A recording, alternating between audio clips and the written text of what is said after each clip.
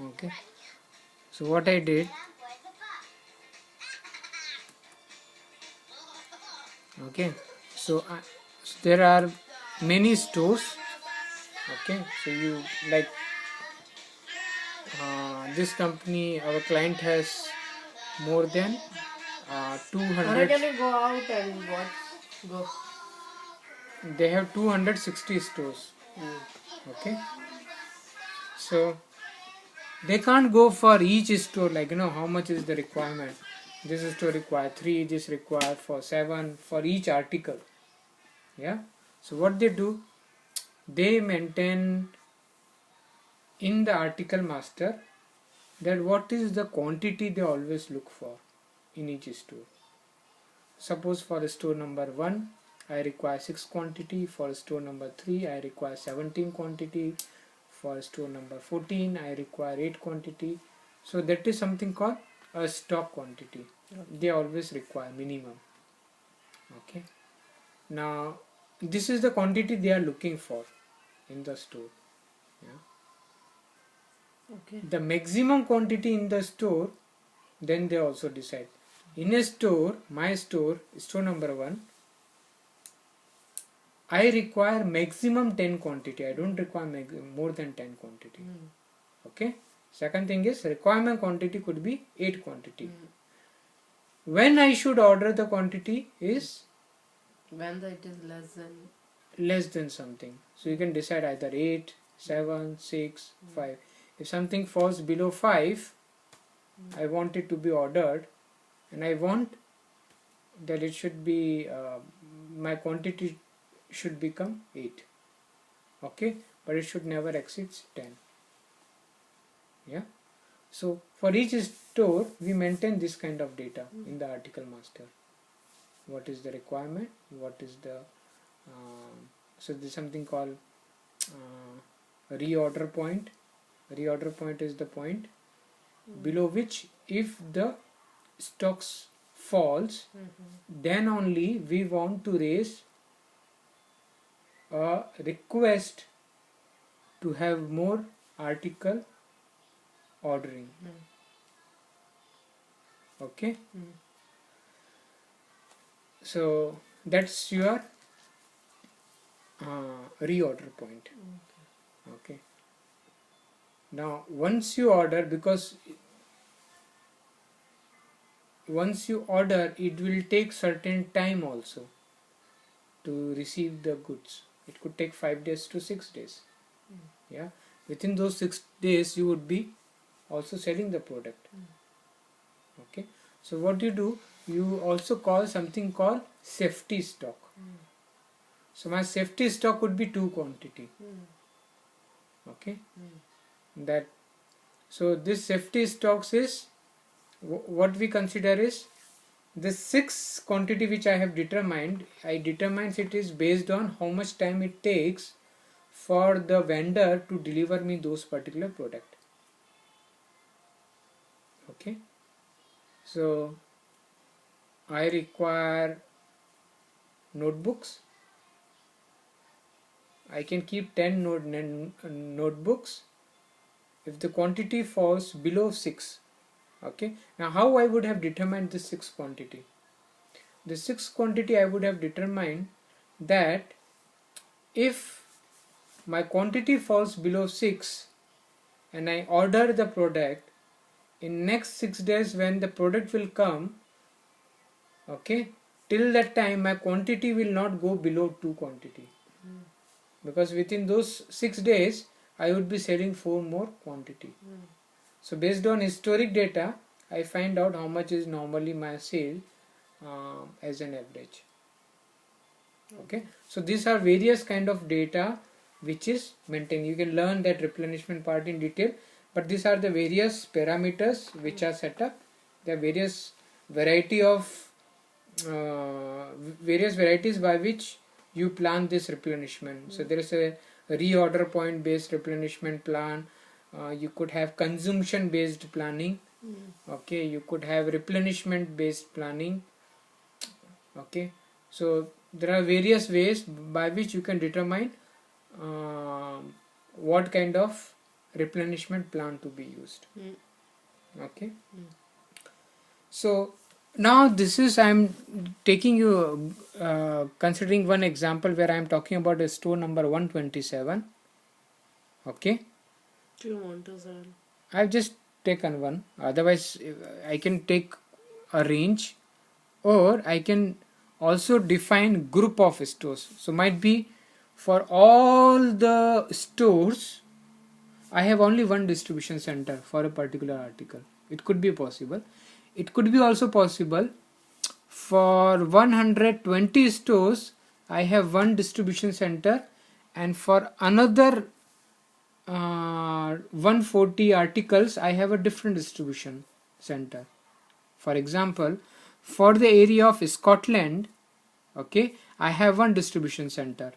So if my any material comes, those will come directly into the distribution center of the Scotland, which is near to Scotland stores. And if I want something in the south of UK, so London and Cardiff, Wales and all these areas, for the south I require a different distribution center. Yeah. So when I am raising the purchase order, okay, so what I want to consider, if I am raising the purchase order for the northern area, so I could order with a different vendor, or I could order with the same vendor, number one. Okay, for that particular plant my way of procurement could be different, the way of the procurement over other distribution center could be different. Okay, for example, in Scotland might be my DC work only from Monday to Friday. Okay, and vendor supplies only material from Monday to Saturday over there, or something like that. And here could be a different scenario.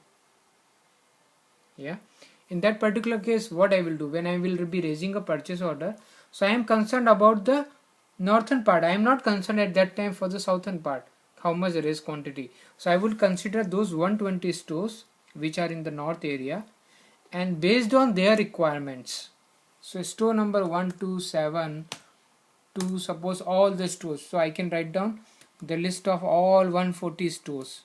I can put all the numbers, okay, that consider those stores. Or I can also make one group Scotland group, and one Ireland group, and one, suppose if I have three, then one UK group. Yeah, so if I put here Scotland, okay, system can understand all the stores which are falling in the Scotland. I would have somewhere maintained that data. All the stores related to Scotland should get considered while running this program.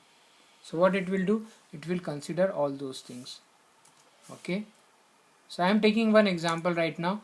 Just for one store I want to run a cycle that for today, okay, I want to know how much articles. So this is list of all the articles, you can see. Yeah, so you can see article number 6981, for which we don't want any quantity to be ordered, nothing you have sold. But you can see here article 1005, okay, that require huge quantities to be ordered. And here some articles are there for which it is determining we require one quantity ordered, we require one quantity. So based on our all the data, it is determining and telling that we require to order all these articles. Yeah, so if I save,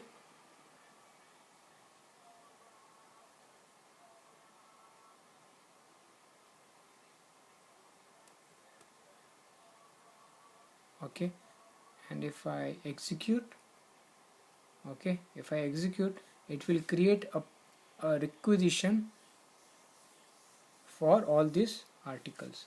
We want to order this. What system is telling? If you are considering store number 127, for all these articles we require certain quantity to be ordered. So if I click execute, what it will do, it will go and try to generate a requisition.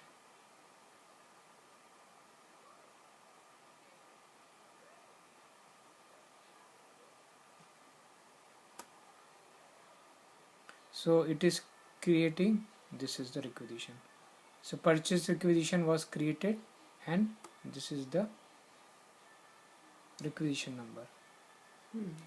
Okay, now if we go and let's check this requisition, see, so if you see this requisition, it has order that store number 127 requires this article with one quantity. Yeah, this, so this is called purchase requisition. So requisition is basically an internal document within an organization where we determine how much quantity we want to request. So it's not a real purchase order which we have raised. It is an internal. So that way what happens, I have run it for 127. Then might be I can run for other store, I can run for other store. When I would have run for all the stores, I will accumulate all the stores, and this stores are actually going to request not to the vendor who is going to supply. This all vendors are going to request to the distribution center that we require 5, 7, 7, 13, 18, all these are requesting to distribution center. And distribution center, what they do is, they have the total request. They tell like, I got 837 quantity order of article number 18889. Yeah. So for this article, I require 379 quantity plus I think they can do their analysis like we require this much more quantity to keep into warehouse. Yeah, something their warehouse capacity is there, so they can plan, because this is something store will consume immediately. Yeah, but they can also plan based on their promotions plan could be there. Yeah, an organization can plan like Christmas is coming, so that way our sales we want to plan is more, we will reduce the price.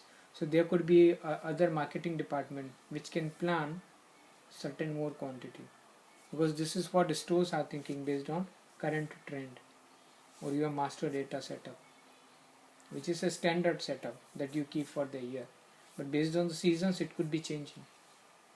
Yeah, so that is called purchase order, which would be raised by the distribution center to the vendor. Okay, we'll see that particular process in detail anytime later. Okay, so we were talking about